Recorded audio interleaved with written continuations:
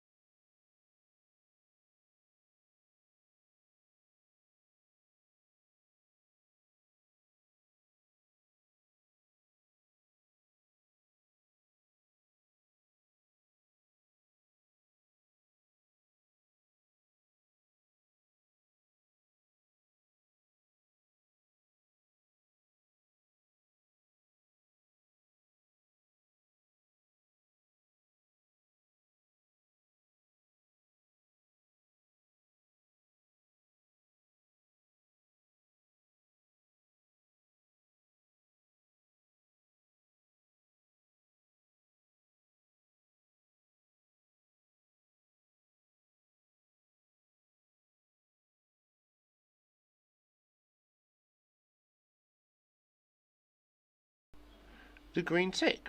So just like before, we've got our orange block which shows us. I've used the middle mouse to spin it around, and I can just drag that all the way through. Now the computer's quite clever, so when we drag it through, it will automatically remove the material for us. So you can press, so it's just showing you that there, it says automatically removed, and when we're happy with that, we can press the green tick. Now I'm going to repeat these steps exactly the same as what I did before, but this time on the front surface. So we'll click on extrude, so click extrude, click that front surface, and it spins round, and I'm going to draw exactly the same square that I did before. The dimensions change a little bit because we've got a centre line now, but we can still work that out. So just make sure you don't snap to grid like that. You don't want to try and do that, it will make it slightly more difficult. So just go in between there, we can resize it afterwards. So I've just gone above that snap to grid, I'll click once, and then it's straight back onto the arrow. Once we've pressed the arrow, we can start dimensioning our lines. So I'm just going to type in the number 60. Now the bottom bit is a bit congested because we're going from a centre line this time. So the one on the left needs to be set to 20, to half the distance from the centre line. And the one on the right is actually going across both directions of the centre line, and we need to set that to 40. And then we'll press the green tick once we're happy with that. It's coloured in. We've got our orange there. I'm using the middle mouse button to spin it around just so I can see, and I'm just going to drag it backwards. So now we've made the 4 legs for our chair. That removes, come up again, we can press the tick, and we're done. So our next step now is to start thinking about how we're going to put the... So now we need to put the back onto our chair. So we're going to use extrude, and I'm going to click on the top surface. So under placement, click on that top surface, it spins round, and we're going to draw another corner rectangle from one corner up, across, and I'm not going to go straight to the edge. I'm just going to keep it inside because I'll resize it accurately in a moment. So back on that select arrow, we're going to click the dimensions. So the bottom one is going to be 60, and this time I'm going to not use the side dimension there. I could do, but I'm going to add a dimension. So the dimension tools, they're nice and big.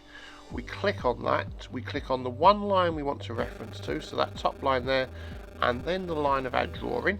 So that's 2 clicks, and then I middle click with the scroll wheel, and a dimension will then appear, which I can change, which is going to be set to 10. Once that's set to 10, we can press the green tick, accept everything. I can use the button there to view it in isometric this time, just to show you. So it will be orange, it will be an extrusion above. So click on isometric, it spins round, and I can drag it down like before. However, I'm going to need to be accurate again, and it's going to be need to set to 80 is the correct dimension we want to use there. Once we've set it to 80, we can just change the numbers either down the bottom there or in that top box.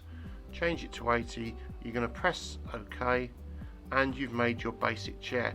The next few parts of the tutorial I'm not going to talk you through because it is just doing extrudes until we get to where we need to do some patterns and some warps. So just watch through the tutorial, have a go at the different sections, and then I'll pick up the bits that you need to know about next.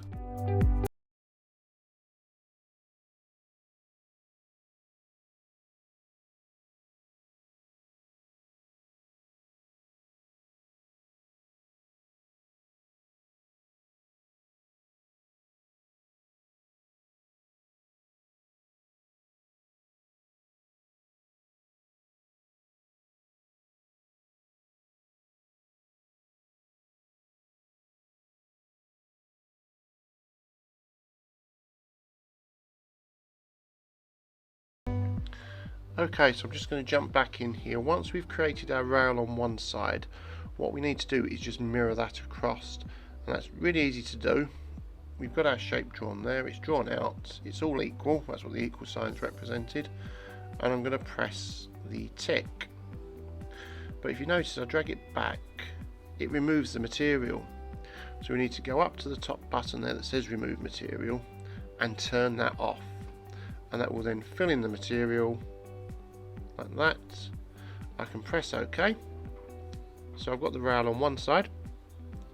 You'll notice from the model tree that Extrude 5 is highlighted blue over on the left hand side, and what I'm going to do is mirror it through a plane. So that means I haven't got to draw it, so it's highlighted there. I click the word mirror and I'm going to click that middle plane, and it automatically appears, and we press OK. So we've now put it on both sides. The next side is slightly different, so watch the next bit of the tutorial to see how we do that. Okay, so what we're going to do now is we're going to select that right hand side of the chair. So we'll go up to Extrude. You can just see my mouse hovering over there. So we'll go up to Extrude, placement's highlighted. I'm just going to click that side of the chair, it goes green, and it will automatically spin round. Remember, everything we're doing is repetition. We're just using this extrude feature at the moment.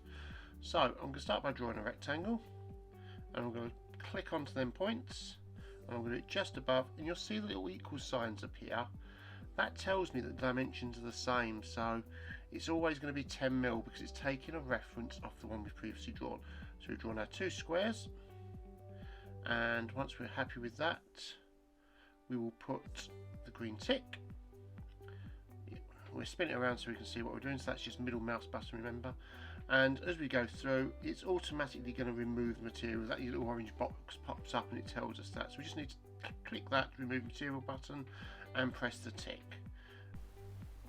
So that's going to give us the basic shape of the chair. We're now going to look at being a bit more creative, adding some style to it. So we're going to start by doing a chamfer, which is basically a diagonal cut off one of the corners, or the two corners in this case. So I'm going to click that little edge there, and as I click it, you'll see it just goes orange or yellow. And if I hold down the shift key, I can select more than one edge. So we just drag them both out now, and both sides will do exactly the same. So we can set that at 15 and press the tick. So that's the chamfer tool. The other thing we're going to look at now is just rounding off some of these edges so it's not got such a square hard edge. So we can use round. Now you'll notice next to the round tool is another little arrow, and I'm going to select this auto round feature. This is going to apply the same diameter round to every surface. So it's set there at 2.5. I'm just going to try it at 2 first and see if it works. If it doesn't work, we can go back and we can make it smaller. So it'll work it all out. It will apply a 2mm round to every edge, and if we're happy with that, we go. If it fails, you have the option to put in a smaller number and see if it will work. So we've now got our rounds everywhere. We're happy with that. So we're going to start thinking about the back there and reducing that big slab. So we're going to put some slats into the back of our chair. So I've just selected Extrude again, repetition, Extrude. Click on the work plane you want to use, or the surface in this case. And I'm just going to draw one rectangle. So we'll do a corner rectangle, I think, again. So we'll click, making sure we don't snap to any lines. That's the key point here. We don't want it to snap to any lines. So I'm just going to draw a rectangle and then resize it. So because it's not snapped to any lines, we're not going to have any difficulties here. So it's going to be at 5 up from the bottom. We will do it 5 wide. So you might have to use your scroll wheel just to zoom in so you can see what them numbers are. So there we go, there's the scroll wheel being used. Click on the number, change it to 5, and we're going to set the height to 60. So this is just giving us a consistent approach, same sorts of measurements used all the way through. Now the only other thing I need to do is set that from the center. So there's one little line down there in blue, which we're going to change to 20. So I'll double click that in there. So I type in 20 and it sets us off. And what we'll do is we'll extrude that all the way through. So spin it round, drag the little yellow dot back through the material. Now you're probably thinking, why have I only done one extrude here? Why have I only drawn it out once? Creo has a lovely feature called pattern, which allows you to pattern something in a row, around an axis, on a surface. Lots of different features built into it. So what I'm going to do is I've still got Extrude 7 highlighted in my model tree on the left hand side. If you look at it, the last feature we did. So that's highlighted, the mouse is just hovering over it now. We're going to click the pattern button, and where it says select pattern type just below model, we're going to change it to direction, and I want to click on that middle plane. So it's going to go through that middle plane as a direction, and you'll notice you get a little purple arrow pointing up. Now the number of members is the number of extrudes I want to do, so I'm going to try 6, and I'm going to put my spacing in so you can see them dots appear. That represents where the cut's going to go. So at the moment one of them is overhanging the chair, so if we turn it around to the front, we can see that that last point is too close to the edge, so I need to reduce the number, so I'll put it in 7.5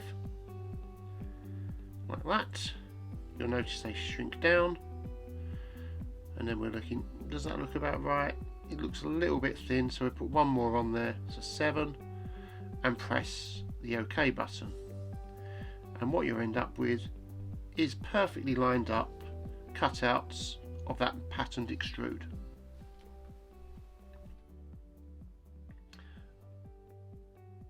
Okay, so the next thing we're going to look about is doing something we couldn't normally do, or would take a very long time to do if we were drawing these by hand. You've already probably seen that Creo allows you to make changes to your designs very quickly. Now the feature we're going to look at is called warp, and it has about 6 features in it, but we're just going to concentrate on the warp feature itself. So we go to editing, so it's hidden away, and you'll notice there's 2 warps. You want the bottom one with the blue icons. So we click on that, and the first thing it wants to know is it wants to know what you want to warp. So basically the geometry. So under references, a bit like where you had defined for the placement for extrudes, exactly the same way of doing things. So we select the chair itself, and then direction, I always try to select the word default, because that gives me multiple directions, so it's finding the default settings. And then we click the end button there, which is the actual warp feature. Now what that does is it gives a grid. So at the moment it's come onto the top surface there. If we press the button next to depth, we can rotate that around the model. So we're just going to rotate it around until we get the grid on the back side of the chair. So each time you press that button, it will rotate around on the surfaces. So you'll now see it's on the back side. That is quite difficult to see, so you do have to look quite carefully. Now what I'm going to do is I'm going to increase the number of rows, so I've got a bit more control over this. So you'll see that there's very faint lines appearing, and these are nodes that we can actually manipulate the design with. So I can click onto one of them lines. So I'll click onto that top line, select the whole of the line, and I can drag the chair back. And what I'm trying to do is make a more comfortable, ergonomic, curved shape to the back of my chair.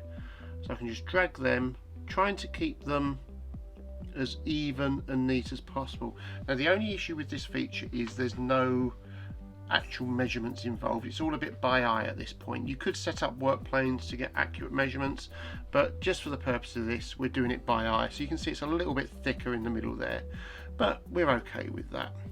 So that's the basic part of the chair created. Now obviously if you want to watch one of our other videos, you can have a look at how we would do rendering and improving things to that. But thanks for watching. Remember to click like and subscribe. Until next time, stay safe.